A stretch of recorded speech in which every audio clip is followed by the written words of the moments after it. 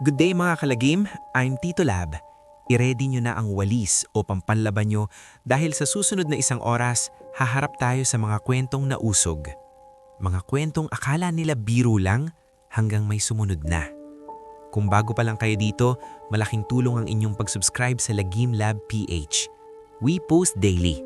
Tara, simulan na natin. Hello po, Lagim Lab PH. Ako si Ben at ito ang kwento ko noong umuwi ako ng probinsya. Hindi ako naniniwala sa mga ganong bagay, sa mga engkanto, maligno o kung ano pa mang anito. Lumaki ako sa syudad, sa isang modernong mundo kung saan ang lahat ay may siyentipikong paliwanag. Pero may isang karanasan akong hinding-hindi ko makakalimutan. Isang karanasan na nagpabago sa pananaw ko sa mundo na kahit ngayong isinusulat ko ito, naninindig pa rin ang balahibo ko. Gusto ko itong ibahagi sa inyo sa pag-asang matutulungan ninyo akong maintindihan o kahit papaano mailabas ang bigat na dala nito. Nagsimula ang lahat noong bakasyon ng Pasko. Halos 2 taon na ang nakalipas. Umumi ako sa probinsya ng nanay ko sa Bicol. Bihira lang ako umuwi doon, siguro kada 5 taon. Sanay na kasi ako sa magulo at mabilis na takbo ng buhay sa Maynila. Ang probinsya? Para sa akin, puro usok ng kahoy, mabagal na takbo ng oras, at mga matatandang puno na may kung ano-anong kwento. Ang totoo, pinilit lang ako ng nanay ko. Dapat daw makasama mo naman ang mga pinsan mo at tita Meli mo, sabi niya. Ayos lang naman, kailangan ko rin ng pahinga mula sa trabaho. Pagdating ko pa lang doon, sinalubong na ako ng mainit na simoy ng hangin at ang kakaibang amoy ng kanayunan. Pinaghalong sariwang lupa, mga tuyong dahon, at usok mula sa naglulutong uling. Simple lang ang bahay ni Tita Meli, gawa sa kahoy at kawayan na may maluwang na bakuran na puno ng sari-sariling halaman. May malaking puno ng mangga sa gilid na kung titingnan mo, parang libo-libong taon na ang tanda. Doon ako tumambay kinagabihan, nakaupo sa silya, nagpapalamig habang nakikinig ng huni ng mga kuliglig. Tahimik, masyadong tahimik. Kinabukasan, habang nag-aalmusal, napansin ko ang pamangkin kong si Lito, 8 taong gulang, na parang hindi mapakali. Mahilig kasi akong magbiro at mangulit sa mga bata. Uy Lito, bakit ganyan ang mukha mo? Parang nakakita ka ng multo ha? Biro ko. Napangiti lang siya ng pilit at lalo pang sumiksik sa likod ng nanay niya. Kayo naman Kuya Ben, huwag niyo na kasing guluhin ng bata, saway ni Tita Meli. Nagtawanan lang kami. Nang hapong iyon, habang naglalaro sa bakuran si Lito at ang mga pinsan niya, lumapit ako para makisali. Mahilig si Lito sa mga action figures, kaya naman dinagdagan ko pa ang mga tunog at galaw habang naglalaro kami. Nakita kong tuwang-tuwa siya. Napakagwapo ng batang iyon, bilugang mata at may malusog na pisngi. Kinabukasan, isang kakaibang esena ang bumungad sa akin. Nakita kong si Lito nakahiga sa banig sa sahig ng sala, hawak-hawak ang tiyan, umiiyak. May lagnat siya at namumutla ang labi. Nagulantang ako. Kagabi lang ay ang sigla-sigla niya. Tapos ngayon parang nalanta siya. Anong nangyari? Tanong ko. Tumingin sa akin si Tita Meli na may pagkataka sa mga mata. Parang nausog yata Ben, bulong niya. Nagtawanan lang kami. Tita, tigilan na nga po kayo dyan sa mga ganyang pamaihin. Baka lilagnat lang dahil sa sobrang pagod kagabi.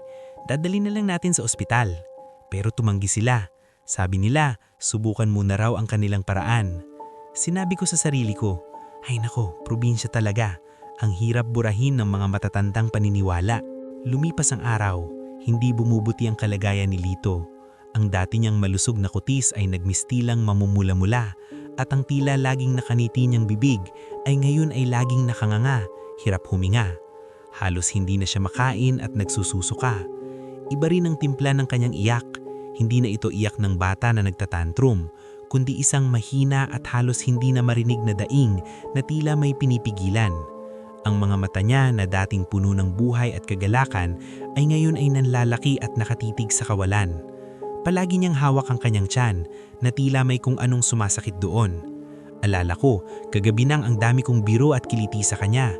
Pero wala yon, di ba? Siyentipiko lang, lagnat lang o flu.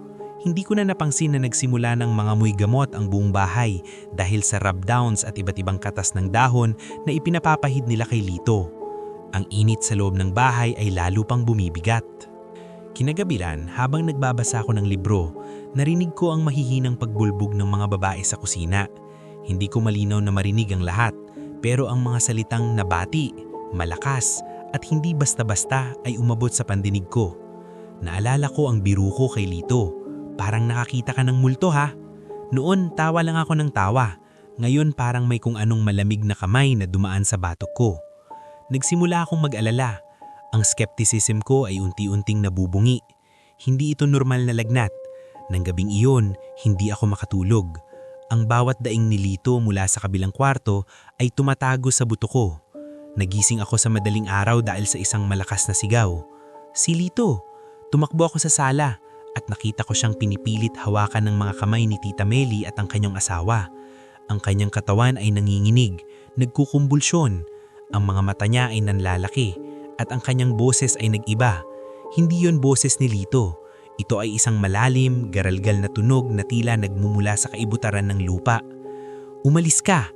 Layuan mo siya!" sigaw ni Tita Meli habang nagbabasa ng dasal. Nandun na naman ang lolo ni Lito na may hawak na kandila at nakakapit sa isang krusipiho. Ang dating matigas kong paniniwala ay unti-unting nawawasak. Doon na dinala si Lito sa isang albularyo sa kabilang baryo. Pinilit kong sumama, hindi para maniwala, kundi para makita kung gaano kabaliw ang mga taong ito. Ang albularyo ay isang matandang babae na may puting buhok, lukot ang balat at may mga mata na tila nakikita ang kaluluwa mo. Ang kanyang maliit na kubo ay puno ng tuyong halaman, kandila at mga kakaibang bote. Pinahiga niya si Lito sa banig. Kumuha siya ng isang baso ng tubig at inilagay ang isang pirasong luya at ilang dahon ng sambong. Bumubulbong siya ng orasyon habang pinapahid ang mga dahon sa noo, tiyan at likod ni Lito. Habang ginagawa niya ito, napansin kong lalong nanginginig si Lito. Nagkaroon siya ng mga gasgas sa braso at leeg na tila kinalmot siya ng hindi nakikita. Nagsimula siyang umungol muli. Biglang tumayo ang albularyo at ang kanyang tingin ay bumaling sa akin. "Ikaw," sabi niya, "ikaw ang nagdala ng bigat sa batang ito." Nanindig ang lahat ng balahibo ko. "Anong pinagsasabi ninyo?" Sabi ko, naninginig ang boses ko. "Ang iyong bibig ay mayroong hangin. Ang iyong dila ay matulis. Ang iyong pagbibiro ay may kasamang maling spirito na dumikit sa kanya." Sabi ng albularyo habang pinapapahid niya ang dahon ng sambong kay Lito na ngayon ay halos hindi na makahinga. Nagsimulang yumubog ang mundo ko. Ang mga biro ko kay Lito, ang paggugulo ko sa kanya. Totoo ba ang sinasabi niya? Nagsimulang manginig ang mga kamay ko.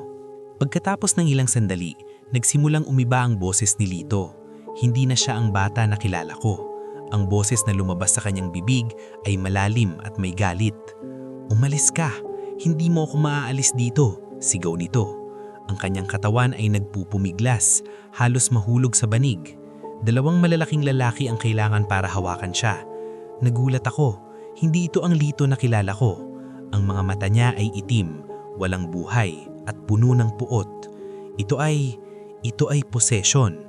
Nagbago ang porma ng kanyang mukha, parang may nagmamaluktot sa ilalim ng kanyang balat. Bumuka ang kanyang bibig at lumabas ang isang itim na likido na may kasamang kakaibang amoy na parang pinaghalong bulok na laman at asupre. Hindi ko maintindihan ang mga sinasabi nito, pero ramdam ko ang bigat at puot sa bawat tunog. Huminga ng malalim si albularyo. Kumuha siya ng isang balumbong ng tuyong dahon. Sinindihan ito at ipinaikot sa ulo ni Lito. Lumabas ang makapal na usok na may mabangong amoy at lalong nagpupumiglas si Lito. Ang boses na lumalabas sa kanya ay lalong lumalakas, parang may dalawang nilalang na nag-aaway sa loob ng kanyang katawan. Nagsimulang umungol ang albularyo ng isang kakaibang awit at unti-unting humina ang puwersa na nagpapagalaw kay Lito. Tila ba'y may invisible na kamay na hihila siya kanina. Maya-maya, isang mahabang iyak ang lumabas kay Lito at bigla siyang humiga, walang malay. Nagmamadali akong lumapit sa kanya. Ang init ng katawan niya ay nawala at pawisan siya, kundi ang kanyang mukha ay bumalik sa normal. Ang itim na likido sa kanyang bibig ay nawala. Huminga siya ng malalim. Lumipas ang ilang minuto bago siya unti-unting nagmulat ng mga mata. "Tita, gusto ko ng tubig," mahinang sabi. Doon ko napagtanto. Ang lahat ng pinagtatawanan ko, ang lahat ng pinagdududahan ko ay totoo. Hindi ito sakit. Ito ay isang bagay na lampas sa siyensya, lampas sa aking pangunawa. Nagtataka pa rin ako kung bakit ako ang napagbintangan ng albularyo, na ako raw ang nagdala ng bigat. Pero mula noon, hindi na ako nagbibiro sa mga bata o sa mga matatanda, lalo na kapag nasa probinsya. Ang karanasan na iyon ay nagpabago sa akin. Ang dating Ben na skeptic ay ngayon ay nag-iisip ng 2 beses bago magsalita. Hindi lahat ng bagay ay may siyentipikong paliwanag. May mga bagay na hindi nakikita, ngunit totoo. At ang pinakamakakatakot sa lahat, minsan, ikaw mismo ang pwedeng maging susi para buksan ang pintuan ng kababalaghan. Sana po ay mapakinabangan ninyo ang kwento ko. Salamat po at patuloy kayong nagbibigay ng boses sa mga tulad naming may di maintindihang karanasan. Magandang araw po sa inyo at sana ay nasa maayos kayong kalagayan. Sumusulat ako sa inyo dahil sa isang karanasan na hanggang ngayon ay bumabagab sa akin at sa tingin ko ay karapat-dapat itong ibahagi sa inyong mga tagapakinig. Hindi ako makatulog ng maayos sa gabi at sa tuwing mapapikit ako, bumabalik ang mga alaala ng isang tag-araw na akala ko'y puro saya lang. Ngunit sa halip, ito ang naging simula ng isang bangungot na nagpabago sa aming buhay sa probinsya. Hindi ko na nga rin alam kung paano sisimulan, pero sige, babalikan ko ang lahat ng nangyari mula sa simula. Bata pa lang ako noon, siguro nasa edad 8 o 9. Ang probinsya namin sa mata ng isang musmos ay paraiso. Malawak ang parang, sariwa ang hangin, at napakalapit sa kalikasan. Sa amin doon, ang paglalaro sa labas ay hindi lang libangan kundi parte na ng buhay. Kalaro ko noon si Nilo, ang pinsan kong medyo pasaway at mahilig mag-imbento ng kung ano-anong laro. Si Maya, ang tahimik naming kasama na palaging may dalang aklat pero sumasama pa rin sa aming mga kalokohan. At si Carlo, ang bunso sa amin, na 5 taong gulang pa lang pero ubod ng kulit at laging nakasunod. Kadalasang tambayan namin noon ay ang likuran ng lumang kamalig sa likod ng bahay ng lola ko. May malaking puno ng mangga doon at sa ilalim nito, ang lupa ay napakalambot, perpekto para paghukayan ng kung ano-anong kunwari kayamanan. Pero isang araw, habang naglalaro kami ng taguan, napagpasyahan naming magtago sa kabilang dako ng bakuran, malapit sa sapa. Iyon ang lugar na bihira naming puntahan dahil medyo masukal at ang sabi ng matatanda, wag daw masyadong lumapit doon. Pero syempre, mga bata kami at ang mga bawal ay parang imbitasyon. Doon malapit sa sapa, may isang kumpol ng mga lumang puno ng balete. Nakatayo sila ng matitikas. Ang mga ugat ay nagkakabuhol-buhol sa lupa, parang mga braso ng higante. Ang lugar ay palaging may kakaibang dilim, kahit tirik ang araw. May amoy lupa at lumot doon, na parang luma at nabubulok. Habang papalapit kami, biglang bumaba ang temperatura. Ramdam ko ang pagtaas ng balahibo ko sa batok, pero pinagtawanan lang ako ni Nilo. "Duwag ka talaga kuya," sabi niya, sabay bato ng maliit na bato sa isa sa mga balete. Hindi ko alam noon na ang simpleng kilos na iyon ay magiging simula ng lahat ng takot na mararanasan namin.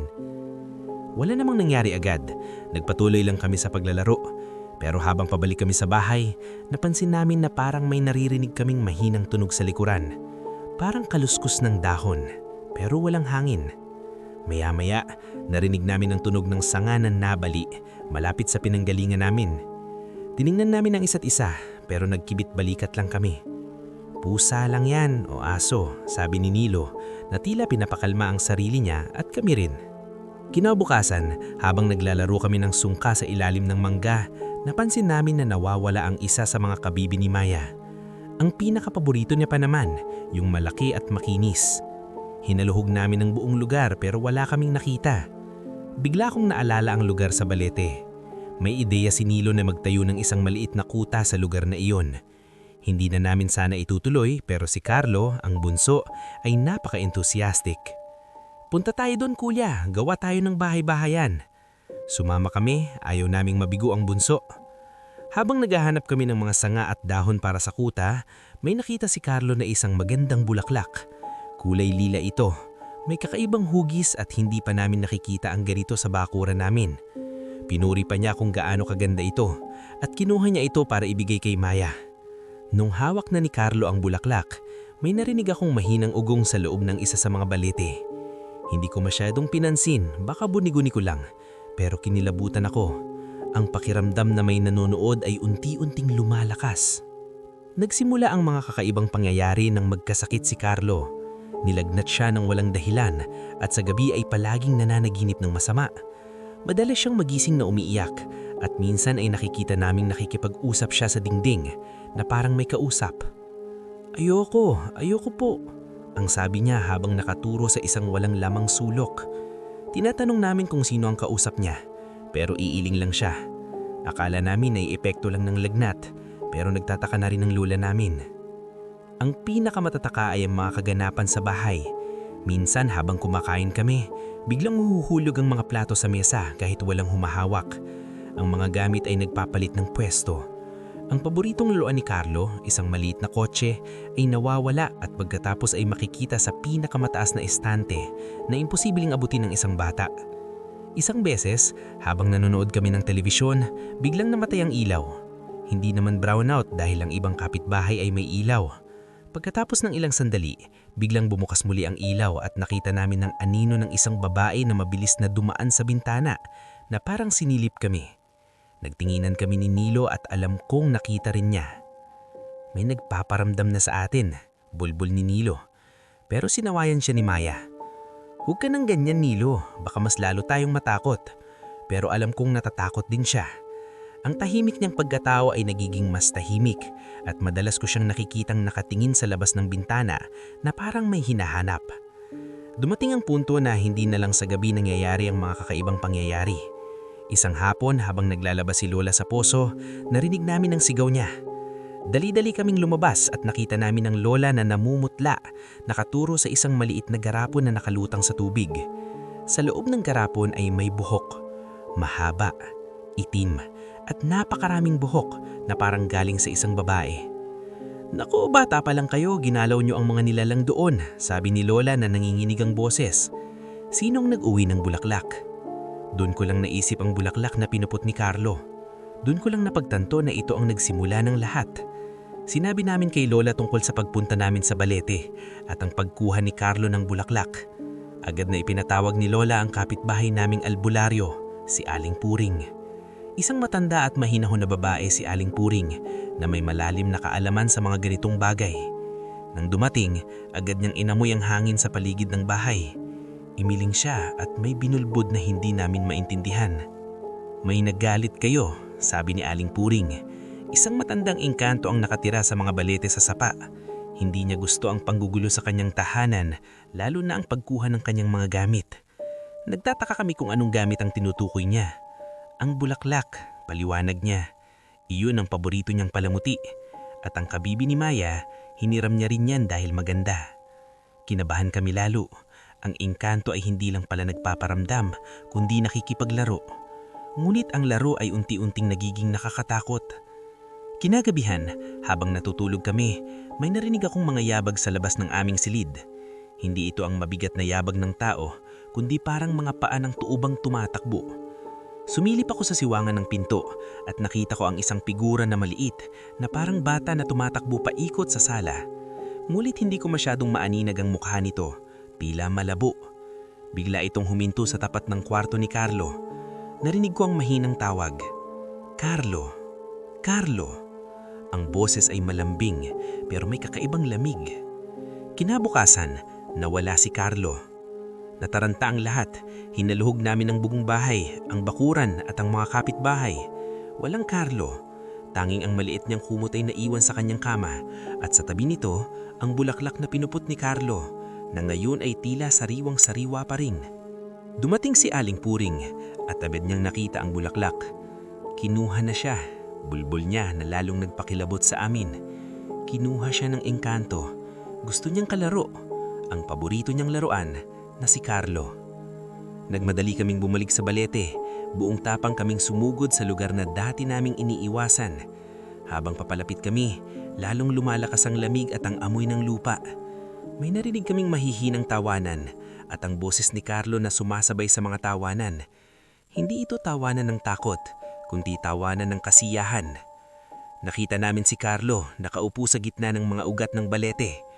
Nakangiti siya at nakikipaglaro sa wala. Para siyang nasa ibang mundo.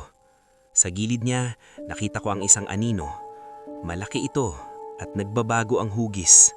Minsan parang matandang babae, minsan parang higante, at minsan parang isang napakagandang babae na may napakahabang buhok.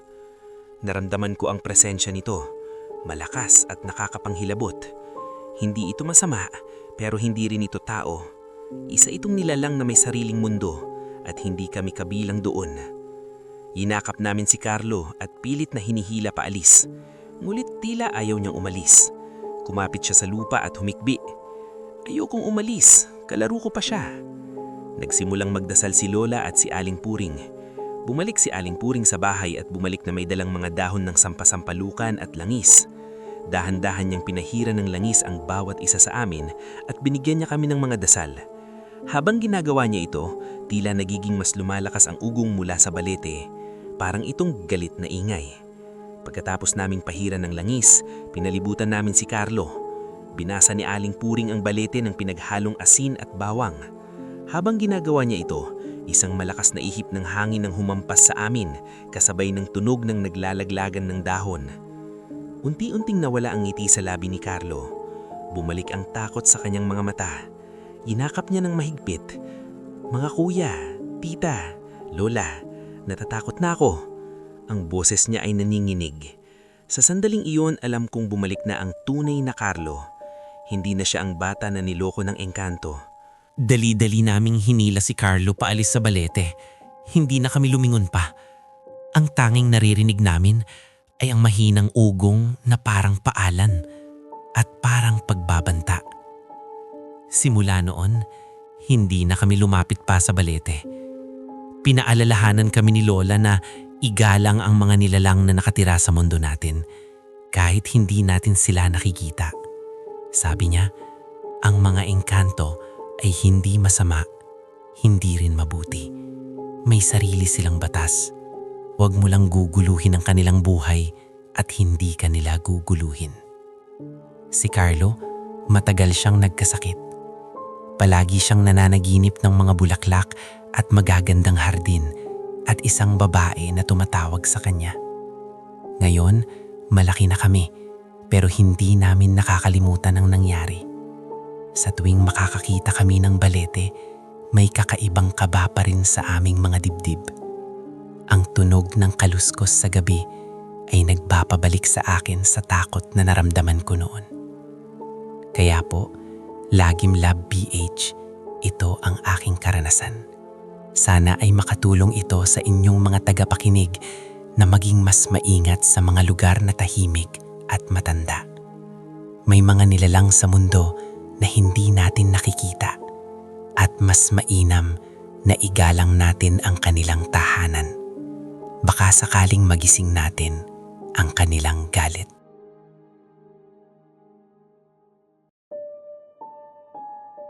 Sana ay maayos ang inyong araw. Sumusulat po ako sa inyo ngayon dahil sa isang karanasan na hanggang ngayon ay nagpapabalik sa akin sa mga gabi ng panginginig at matinding takot. Madalas akong napapabalik sa mga gabing iyon. Sa loob ng aking isip, ramdam ko pa rin ang lamig, ang pangangamba at ang mga boses na bumubulong. Alam kong matagal na itong nangyari, halos 10 taon na, pero parang kahapon lang ang lahat. Hindi ko alam kung paano sisimulan pero sige, babalik ako sa simula ng lahat. Sa isang gabi na akala namin ay isa lang ordinaryong barkadahan. Nangyari ang lahat sa bahay ni Leo, ang barkada naming laging may pasimuno sa mga kalokohan. High school pa lang kami noon, mga nasa second year. Typical na weekend sleepover, puno ng tawanan, pagkain at usapan tungkol sa crushes at sa mga Pinoy horror movies na pinapanood namin. Sina Leo, Mina, Patrick, Chloe at ako, 5 magkakabarkada, magkakasama sa halos lahat ng bagay. Ang bahay ni Leo ay luma, ancestral home pa ng lolo niya na punong-puno ng mga lumang kagamitan at mga kwento ng kanilang pamilya. Hindi naman kami nakakaramdam ng kakaiba doon noon, sanay na kami. Pero may isang gabi na nagpabago sa pananaw namin sa bahay na iyon. Nagsimula ang lahat dahil sa inip. Ubos na ang chips, tapos na ang mga pelikula at malalim na ang gabi. Si Patrick, na laging adventurous at medyo mayabang, ang nagmungkahi. Uy, alam nyo, may spirit of the glass daw si Tita Beth. Yung tunay na board, hindi yung ginagawa lang sa papel. Nagsimula kaming magtinginan. Si Mina, ang pinakaduwag sa amin, ay agad na umiling. Nako, ayoko niyan Patrick.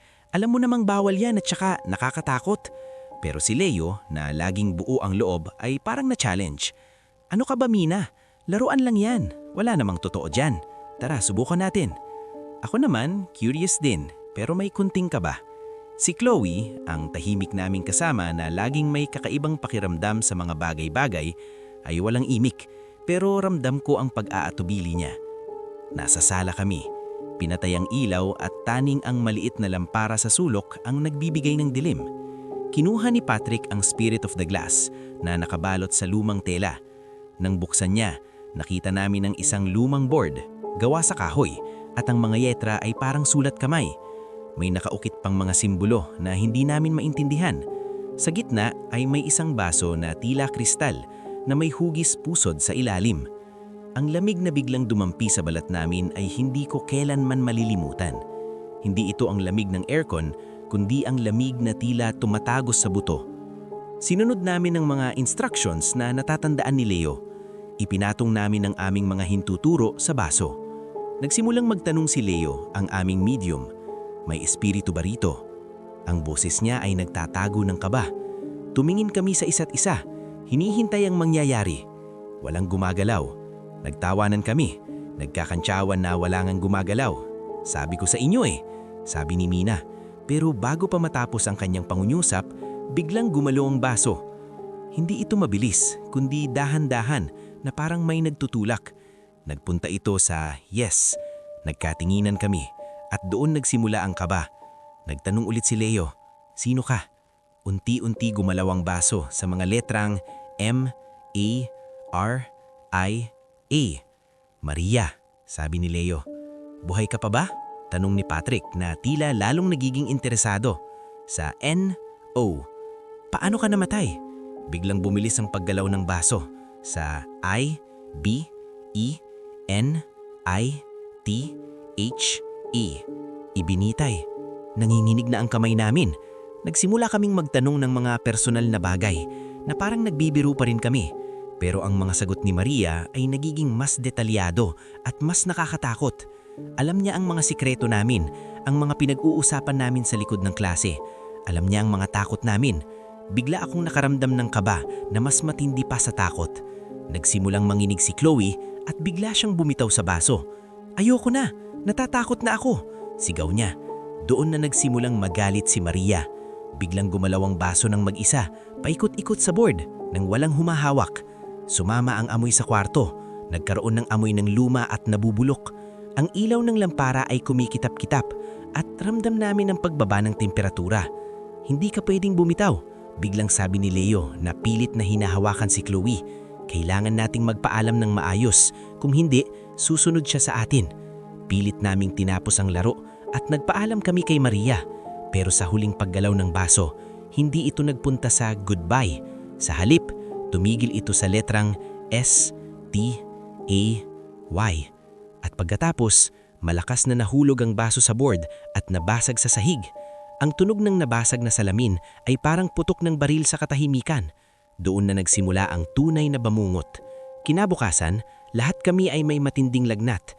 Hindi lang iyon, lahat kami ay nananaginip ng iisang panaginip na isang babae na nakalubog sa dilim, nakabitin at ang kanyang mga mata ay nakatingin direkta sa amin. Pagkatapos ng panaginip, bigla kaming magigising at makikita namin ang aming mga braso na may parang mga marka ng kuko na parang sinugatan ng matulis na bagay. Sa bahay ni Leo, nagsimulang mangyari ang mga kakaibang bagay. Ang mga lumang litrato sa dingding ay kusang nahuhulog. Ang mga pintuan ay nagbubukas at nagsasara ng mag-isa.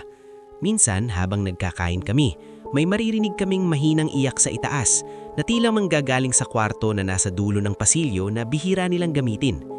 Nagsimulang maging balisa ang lahat. Si Mina halos hindi na makatulog. Si Patrick, na dating mayabang, ay nagiging tahimik at parating nakatingin sa kung saan. Ang pinakamatindi ay si Chloe. Siya ang unang bumitaw sa baso at tila siya ang pinakaapektado. Madalas siyang nakikita ng mga anino sa gilid ng kanyang paningin. Minsan habang naglalakad kami, bigla siyang hihinto at titingin sa wala na parang may kausap. Bakit siya galit? Bulong niya isang beses habang nakatingin sa bintana. Gusto niya tayong saktan. Isang gabi, habang nag-aaral ako, biglang namatay ang ilaw. Hindi ito brown out dahil ang ibang bahay ay may ilaw. Pagkatapos ng ilang sandali, biglang bumukas ulit ang ilaw at nakita ko ang isang figura sa salamin ng aking aparador. Nakatayo ito sa likuran ko, mahaba ang buhok at nakabitin ang kanyang ulo. Ang mga mata niya ay walang buhay at nakatingin direkta sa akin. Hindi ako makakilos, hindi ako makahinga. Pakiramdam ko ay nasa limbo ako at ang tanging naririnig ko ay ang lakas na tibok ng aking puso. Pagkatapos ng ilang segundo, nawala ito. Doon ko na naramdaman ang tunay na takot. Alam kong hindi na ito laro. Nagkwento kami sa mga magulang ni Leo. Sa una, ayaw nilang maniwala. Akala nila ay nagbibiro lang kami. Pero nang makita nila ang mga pasa at gasgas sa aming balat at ang kalagayan ni Chloe, ay seryoso na silang nag-alala. Agad silang naghanap ng isang albularyo, si Aling Dolores, na kilala sa aming lugar. Isang matandang babae si Aling Dolores na may mga mata na tila nakakakita ng mga bagay na hindi nakikita ng ordinaryong tao. Nang dumating si Aling Dolores sa bahay ni Leo, agad siyang nag-ikot-ikot sa bahay. Huminto siya sa may lumang hagdanan at doon niya ipinaliwanag ang lahat. May espiritu dito. Hindi ito masama sa simula, pero nagalit kayo. Ito ang espiritu ng isang dalagang nagngangalang Maria. Dati siyang katulong sa bahay na ito. Naging inosente siyang biktima ng isang trahedya. Sabi niya, namatay siya sa hagdanang ito. Ibinitay ng kanilang amo dahil pinagbintangan siyang nagnakaw. Nagulat kami. Ang mga magulang ni Leo ay nagkatinginan. Lumang kwento pala ito na ayaw nang balikan ng kanilang pamilya. Isang bahagi ng kanilang historya na pilit nilang itinatago. Nagdasal si Aling Dolores, nag-alay ng insenso at mga halaman. Gumawa siya ng isang ritual sa hagdanan kung saan namatay si Maria. Habang ginagawa niya ito, biglang lumakas ang ihip ng hangin sa loob ng bahay kahit sarado ang mga bintana. Narinig namin ang tunog ng naglalaglagang baso at ang mahinang ungol na tila nanggagaling sa hangin. Nagsimulang manginig ang buong bahay. Niyakap namin ng isa't isa at pikit mata kaming nagdasal. Mataas ang enerhiya. Ramdam namin ang presensya ni Maria na tila nagpapahayag ng kanyang sakit at galit. Huwag na kayong maglaro sa mga bagay na hindi nyo naiintindihan, sabi ni Aling Dolores habang patuloy sa dasal. Ang mga kaluluwa ay may sariling mundo at dapat nating igalang ang kanilang kapayapaan. Matapos ang ritual, naging tahimik ang bahay. Nawala ang lamig, nawala ang amoy. Unti-unting nawala ang lagnat namin at ang mga bangungot ay hindi na bumalik. Naging maayos din ang kalagayan ni Chloe, ngunit ang karanasan ay hindi namin malilimutan. Mula noon, hindi na kami kailanmang naglaro ng Spirit of the Glass. Naging mas maingat kami sa mga kwento at alamat na naririnig namin. Hanggang ngayon, sa tuwing nakakakita ako ng lumang bahay o nakakarinig ng kwento ng mga namatay na kaluluwa, bumabalik ang lahat. Ang takot na naramdaman namin, ang pakiramdam ng presensya ni Maria, ang kanyang galit at kalungkutan. Isang aral ito na hinding-hindi ko malilimutan, na may mga bagay sa mundo na hindi natin nakikita, ngunit totoo at dapat nating igalang ang kanilang kapayapaan. Sana po ay makatulo ito sa inyong mga tagapakinig na maging mas maingat. Ang mga laro ay minsang nagiging totoo at minsan, ang mga kaluluwa ay hindi lang nagpaparamdam. Minsan, gusto nilang manatili. Maraming salamat po sa pagbabasa.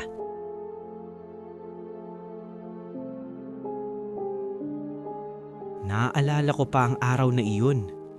Isang mainit na hapon ng bakasyon, kung saan ang inip ay mas matindi pa sa sikat ng araw. Nagtambay kami noon sa basketball court sa dulo ng kalsada. Kami nina Brian, Liza at June. Magkabarkada kami mula pa noong elementarya at sa panahong iyon, ang aming pinakamalaking problema ay kung paano namin mapupuno ang walang katapusang oras ng tag-init. Nagsimula ang lahat nang mapansin ni Brian ng isang lumang bahay sa kabilang kanto. Hindi ito tulad ng ibang bahay sa aming lugar. Malaki ito, halos kasing laki ng isang elementarya. Pero ang mga bintana ay basag, ang bubong ay butas-butas, at ang bakuran ay kasing taas na ng mga damo na umaabot sa bayong namin. Matagal na itong iniwan at ang sabi-sabi, dati raw itong isang lumang pribadong paaralan na isinara ng biglaan. Tara, silipin natin, sabi ni Brian na laging may gustong gawin na kakaiba.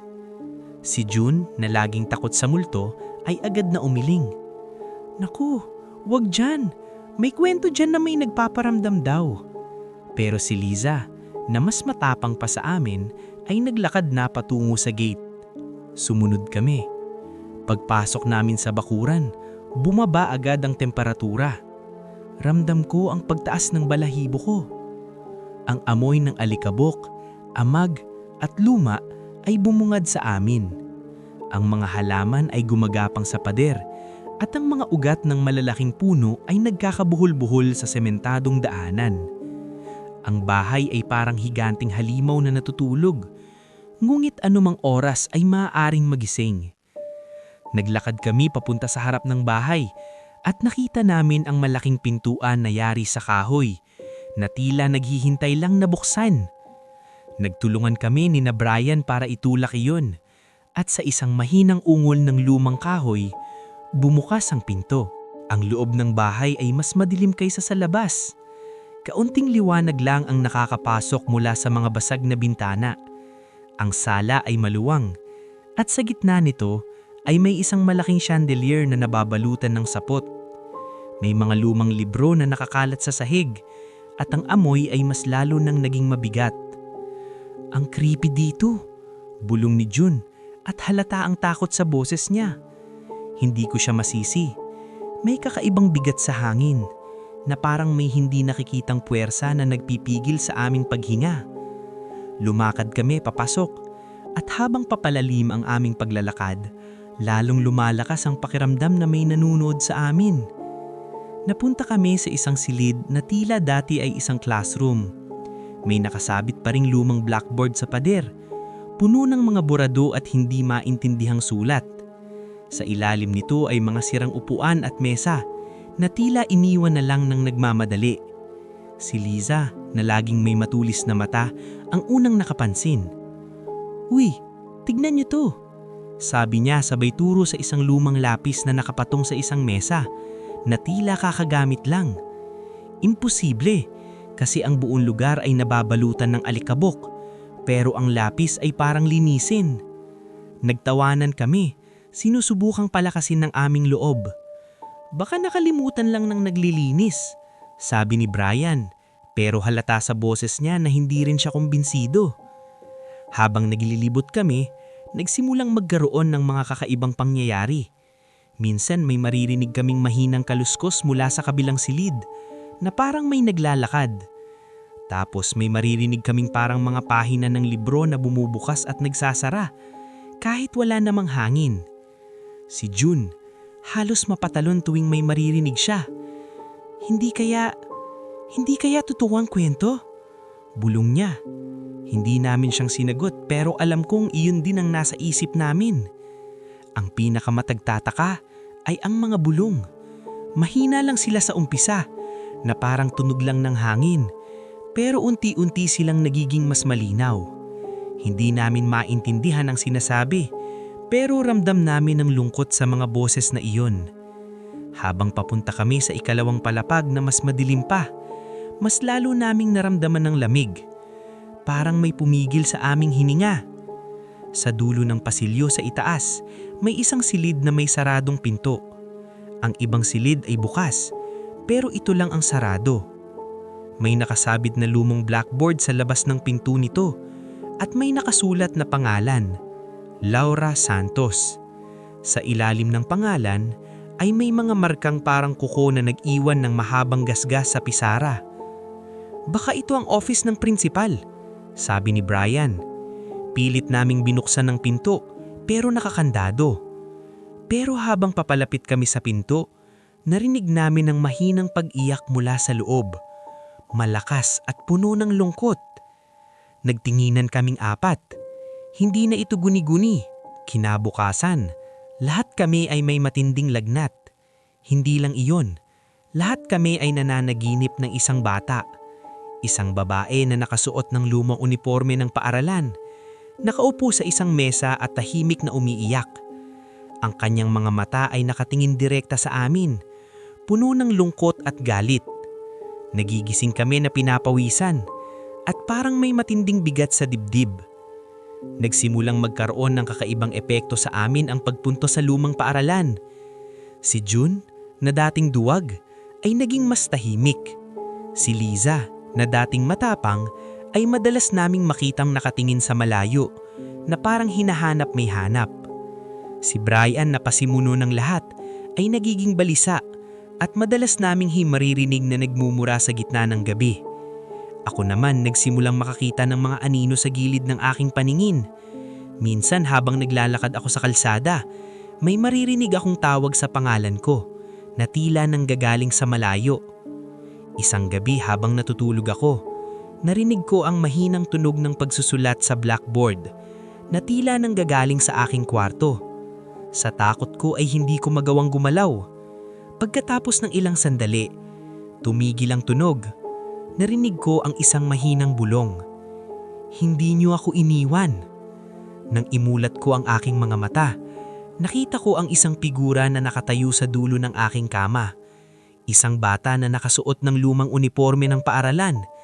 Nakatingin sa akin. Ang kanyang mga mata ay walang buhay at ang kanyang mukha ay puno ng matinding kalungkutan. Bigla siyang numiti at ang numiti niya ay hindi nakakatuwa. Ito ay isang numiti ng galit at sakit. Nawala agad siya pero ang kanyang imahe ay nanatili sa aking isipan.